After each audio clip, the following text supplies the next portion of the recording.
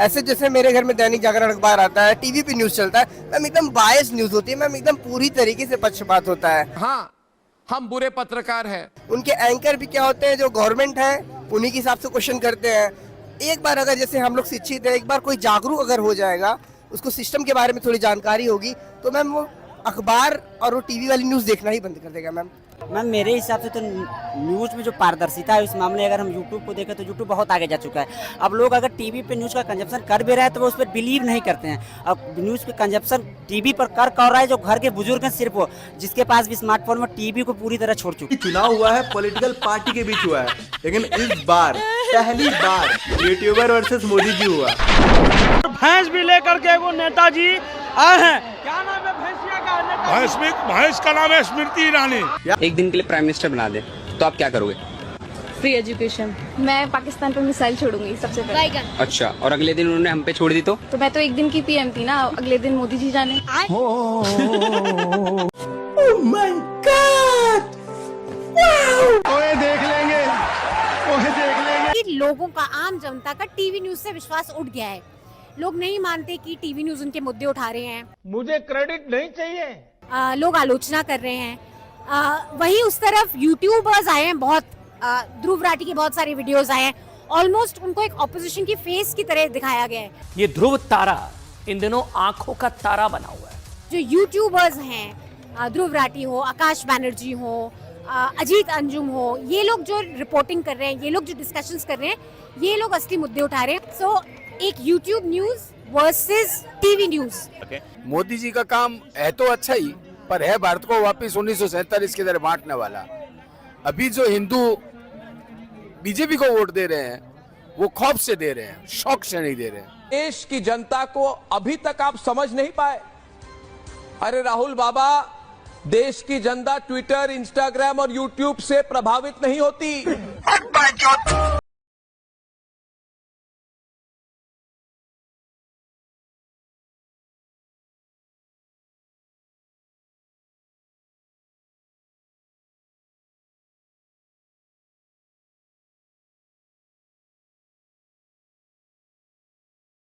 लोकनीति CSDS सर्वे के अनुसार TV समाचार चैनलों का देश में विश्वास स्तर सबसे कम है, लेकिन इसके बावजूद वे अधिकांश नागरिकों के लिए प्राथमिक न्यूज सोर्स के रूप में हावी हैं। तो आपसे मैं दोनों से जानना चाहती हूँ, टीवी न्यूज के बारे में आप क्या सोचती हैं? 50% तो फेक होते हैं, जो गवर्नमेंट चाहती है वही दिखाते हैं, पैसे खाते हैं, और 50% सही होते हैं। मैं भी अग्री हूँ उनके से। क्यों आपको लगता है फेक है? मतलब कोई ऐसी चीज है जो आपने देखी और आपको लगा? सारी ऐसी चीजें हैं जो गवर्नमेंट जो है छुपाती रहती है, वो पब्लिकली नहीं करती है।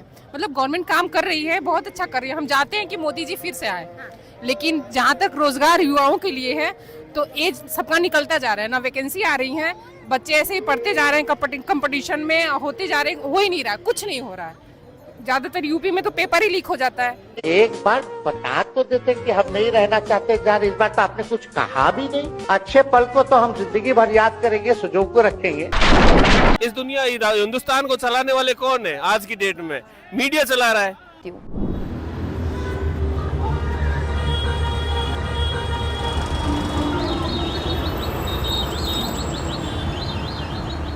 यूट्यूबर फरहान यहिया की वर्किंग स्टाइल ऐसी है कि जब भी कोई खबर आती है तो वो तुरंत मैदान पे पहुंच जाते हैं। एक खबर पर हम लोग होते हैं और तभी एक दूसरी खबर आ जाती है। कल रात को कबीर नगर इलाका है नॉर्थ ईस्ट डिस्ट्रिक्ट का, तो वहाँ पर फायरिंग की मैं कवरेज पर गया हुआ था।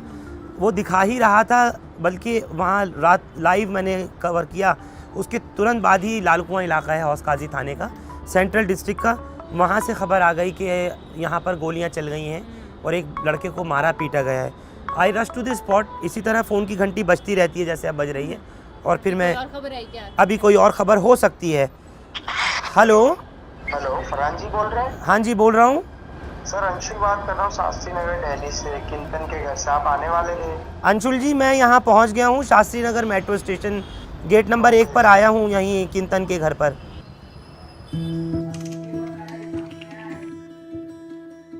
कुछ ही सालों में फरहान के चैनल पर 10 लाख से ज़्यादा सब्सक्राइबर्स हो गए हैं। वे ज़्यादातर फील्ड से वीडियो अपलोड करते हैं जिन पर एक बार में कई हज़ार व्यूज़ भी आ जाते हैं। अच्छा, तो बाथरूम में ले जा करके उसको पीटा, मारा किस चीज़ से ये नहीं पता।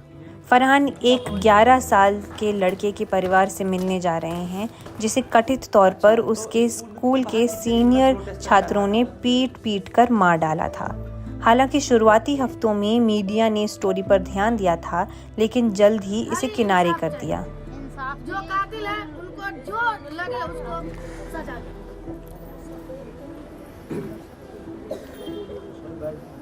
जस्टिस फॉर किंतन, ये एक नन्हा 11 साल का मासूम बच्चा था जो कि अपने स्कूल के ही सीनियर लड़कों की जुल्म का शिकार हुआ।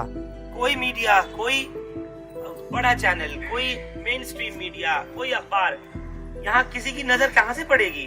जब तक ये लोग सड़क पर थे तब तक सब आ रहे थे।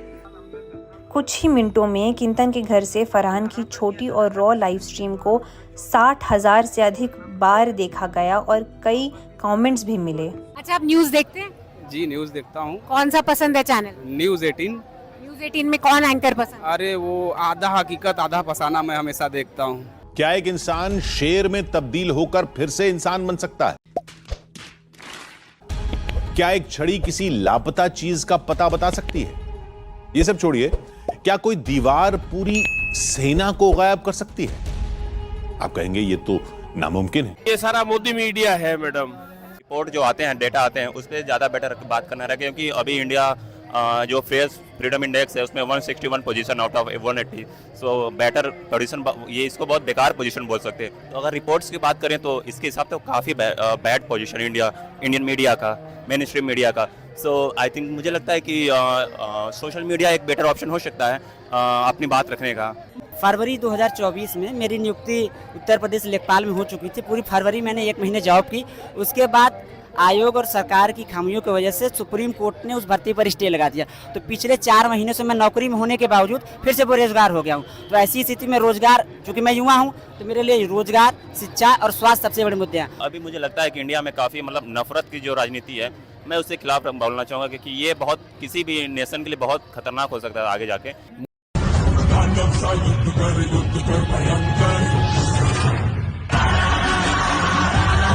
हम हिंदू है, हमें आस्था है भगवान के प्रति, लेकिन ये तो सारा कुछ चुनावी स्टंट है। राम के नाम पर ये चुनाव लड़ रहे हैं। आप कौन?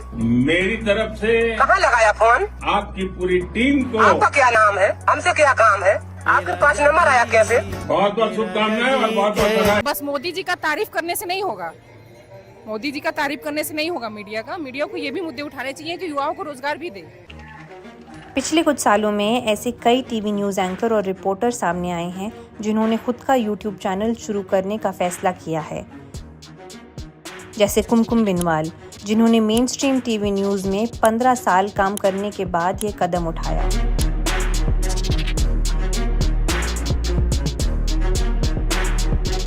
मेरा नाम है कुमकुम बिनवाल। मेरा नाम है कुमकुम बिनवाल। इसी नाम से लोग YouTube में, एक्चुअली मेरे YouTube के व्यूअर्स इसी बात से परेशान है कि हर वीडियो में आप दोस्तों मेरा नाम है कुमकुम बिनवाल से शुरू करते हैं, बट ये मेरा तकिया गुलाम कहते हैं लोग। 2007 से मैंने अपना काम एज अ टीवी जर्नलिस्ट शुरू किया, पहले एज एन इंटर्न, फिर ट्रेनी, फिर एज अ रिपोर्टर, और बहुत जल्दी मुझे एंकरिंग मिल गई। उसके बाद कई चैनल्स में एंकरिंग की। I am a content creator now, I don't call my self an anchor. वो जो टीवी न्यूज़ आपको नहीं दे पा रहा था, जिसमें आपने डिसाइड किया कि नहीं अब मैं इंडिपेंडेंट हूँ? कुछ भी नहीं दे पा रहा था एक्चुअली। जो एक एंकर को चाहिए उसमें से तो मुझे कुछ भी नहीं मिल रहा था, और मुझे लगता है ये मेरा दुख और मेरी तकलीफ़ नहीं है। 80% एंकर्स जो इस वक्त टेलीविज़न में काम कर रहे हैं वो इस बात से इत्तेफाक रखते हैं। प्रधानमंत्री ने अभी राजस्थान के बांसवाड़ा में एक समुदाय विशेष को लेकर जिस तरह का बयान दिया, ये संपत्ति इकट्ठी करके किसको बांटेंगे? जिनके ज्यादा बच्चे हैं उनको बांटेंगे, घुसपैठियों को बांटेंगे। क्या आपकी मेहनत की कमाई का पैसा घुसपैठियों को दिया जाएगा? क्या हो गया तुम्हें? क्यों नहीं बोल रहे हो? कुछ तो बोलो। देखिए सर, अभी हम कुछ नहीं बता सकते हैं आपको, हम डिस्कशन में अभी हैं। तो मुझे ऐसा लगता है कि एक नागरिक के तौर पर आपको अच्छा नहीं लगेगा आपके प्रधानमंत्री इस तरह की बात बोलेंगे तो, लेकिन क्या मैं ये बात बोल सकती थी किसी टेलीविज़न में? मैं नहीं मानती कि टीवी की सारी एंकर्स पीएम मोदी की उस बात से इत्तेफाक रखती हैं, लेकिन उनको वो बोलना पड़ेगा क्योंकि वो काम करती हैं, उस सिस्टम का हिस्सा हैं। लेकिन मैंने नहीं बोली वो बात, मैंने प्रधानमंत्री के उस बयान को डिफेंड नहीं किया, मैंने बताया अपने दर्शकों कि प्रधानमंत्री गलत बयानी कर रहे हैं। दोस्तों, मेरा नाम है कुमकुम बिनवाल। 10 साल मोदी जी ने सरकार चलाई, लेकिन क्या 10 साल सरकार चलाने के बाद भी प्रधानमंत्री के पास अपने मुद्दे नहीं जिनको लेकर वो चुनाव के बीच जाएं? मैं दावे के साथ कह सकती हूँ बहुत सी न्यूज़ एंकर्स बोलना चाहती हैं। मैं दावे के साथ कह सकती हूँ कि ज़्यादातर न्यूज़ एंकर्स जो इस वक्त सुबह 6 बजे से रात के 12 बजे तक एंकरिंग कर रहे हैं न्यूज़ चैनल्स में, उसमें 80% न्यूज़ एंकर्स ये बात बोलती हैं, बोलेंगी। उनका मन जानता है कि पीएम को बात नहीं बोलनी चाहिए थी, लेकिन वो नहीं बोल सकती, लेकिन मैं बोल सकती हूँ। मैं अपने कंटेंट में कमी नहीं रखती, तो इसीलिए मुझे काम करने में कई बार 12 घंटे, 15 घंटे, 16 घंटे लग जाते हैं, क्योंकि आप चुनाव में हैं। 5 वीडियो, 6 वीडियो, 7 वीडियोस, कभी मैं 10 वीडियोस भी देती हूँ। डिबेट हमको चीकम चिल्ली होती है, डिबेटिंग होती है, तू मैं राहुल गांधी को बोलूंगा चपरासी से बदतर है। आप गांधी साहब ने बता दीजिए। हाँ, पता चलता है कौन क्या सोच रहा है। पर बात यह है ना कि किसी चैनल को हम लोग नहीं देखते, हम लोग अपने कंटेंट को देखते हैं, जो भी सामने आ जाए। ध्रुव राठी देखते हैं? ऐसे खास समय निकाल के तो नहीं देखते, लेकिन अगर आ जाए तो देख लेते हैं। तो आपका न्यूज़ कंजम्पशन क्या, ज़्यादातर आप क्या देखते हैं एज ए जर्नलिस्ट? न्यूज़ में ज़्यादातर अखबार देखते हैं, हिंदुस्तान और दैनिक जागरण, और मौका मिलता है तो यूट्यूब देख लेते हैं। मोस्टली राइट और लेफ्ट विंग दोनों बैलेंस करके ही देखते हैं। अच्छा, राइट विंग चैनल कौन सा है, लेफ्ट कौन सा है? राइट विंग में अजीत भारती को देख लेते हैं, क्योंकि वो रोस्ट होता है और हमारे यहाँ के हैं तो लैंग्वेज थोड़ा सीखने को मिलता है। और पुण्य परसुन वाजपेयी सर का देखते हैं नोट्स, तो फिर उसको लिखते हैं और फिर बोलने की कोशिश करते हैं। वो थोड़ा हार्ड लैंग्वेज का है। न्यूज़ कंजप्शन हम लोग का टेलीविजन भी है, रेडियो भी है, और ये डिजिटल मीडिया भी है। ध्रुव राठी को देखता हूँ, द वायर देखता हूँ मैं। ज़्यादातर मैं भी ट्विटर से ही न्यूज़ देखना हूँ, और उसके साथ द वायर हो गया, द प्रिंट हो गया, आपका न्यूज़ लॉन्ड्री हो गया, इस पर भी बहुत सारे चैनल्स आते हैं, कंटेंट्स आते हैं। इसके साथ साथ पहले मैं ललन टॉप को भी देखा करता था, हालांकि फिलहाल मेरी रुचि इसमें धीरे धीरे कम होनी शुरू हुई है। पहले मैं देखा करता था, अब पहले यूट्यूब पे हाँ देख ही लेते हैं, जो अच्छा आ जाता है। जैसे कि कौन? आजकल तो रील्स ही देखने में हमारा टाइम ही जाता है। जो अच्छे न्यूज़ जो यूट्यूबर होते हैं उनको देख लेते हैं, जो अच्छे मुद्दे उठाते हैं। कोई यूट्यूबर है जैसे नाम नहीं याद है मुझे। हाँ, लेकिन आपको लगता है न्यूज़ से आपकी उम्मीद होगी कि जनता के मुद्दे ज़्यादा उठाएं? हाँ, बिल्कुल बिल्कुल। जनता के लिए गवर्नमेंट है, जनता के लिए न्यूज़ चैनल है, तो उनका मुद्दा तो उठाना ही चाहिए। देश में काम हो रहा है, लेकिन रोजगार भी तो दे। So called mainstream media, TV और अखबारों में जो खबरें प्राथमिकता नहीं पा रही हैं, वो हम लोग इसमें करते हैं। अप्रैल 2024 में लोकसभा चुनाव से कुछ दिन ही पहले बोलता हिंदुस्तान की टीम को यूट्यूब से एक मेल आया। 3 और 4 तारीख की रात में 1 बजे मेल आ गया आपके पास कि आपके चैनल को ब्लॉक किया जाता है। उन्होंने पहले समझा ये हैक करने की कोशिश कर रहा है कोई हम लोगों के चैनल को।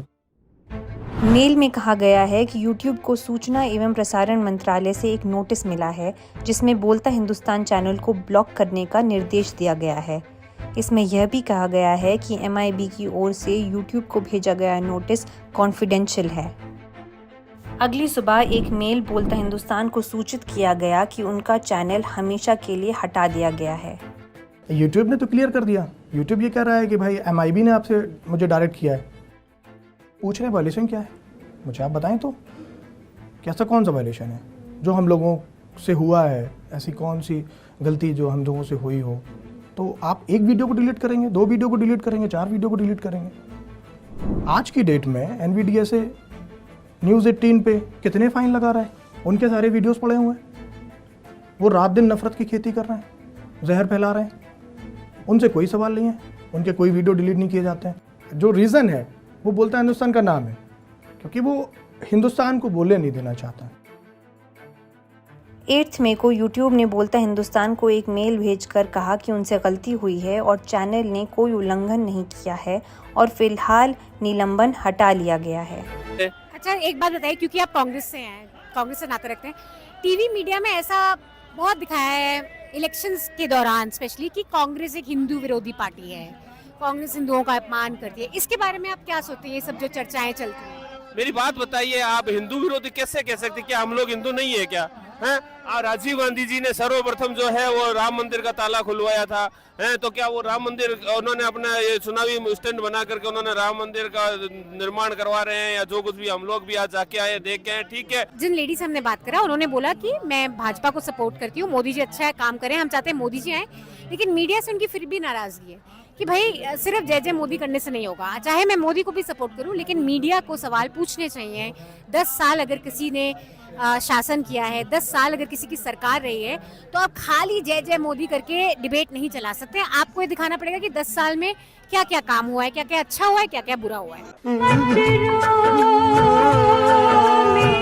लोगों ने आज स्विच ओवर किया है नेशनल मीडिया से, मेन स्ट्रीम मीडिया से जो लोगों का भरोसा उठा है, या जिसको लोग गोदी मीडिया कहते हैं, मैं उसको भोंपू मीडिया कहता हूँ, कोई उसको मीडिया कहता है, मैं भोंपू मीडिया कहता हूँ। भोंपू मतलब कि एक ही हुकूमत के बारे में, एक ही सरकार के बारे में उन्हीं का दिखाते रहो, उन्हीं के भोंपू बन जाओ, उस तरीके से।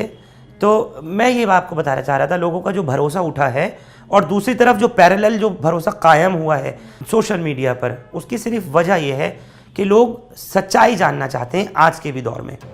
अभी गंगा जी के बारे में बात होगा ना, कहा जा रहा है कि 40,000 करोड़ का घोटाला, गंगा जी का सफाई नहीं हुआ। इस पर ये लोग कहेंगे कि पूरा घाट हम लोग चमका दिए, 1 नंबर हो चुका है, हर जगह टूरिस्ट ही टूरिस्ट है।